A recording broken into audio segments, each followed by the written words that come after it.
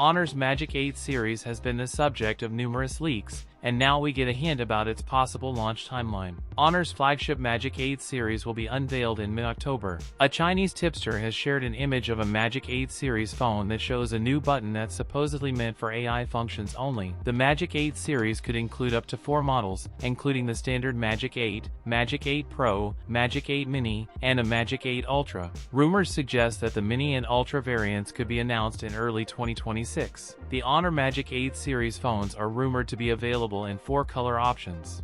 All phones in the lineup could come with wireless charging. The camera module of the Honor Magic 8 and Pro still has the same circular module design at the center. The Honor Magic 8 Pro is also expected to have a 200MP telephoto camera and ultrasonic in-display scanners. Honor Magic 8 Pro is on its way to surprise consumers with an 8000 mAh battery. Feature the 100W wired plus 80W wireless charging. That's it for today's video. If you enjoyed it, don't forget to like, comment, and subscribe for more content. Thanks for watching, and I'll see you in the next one.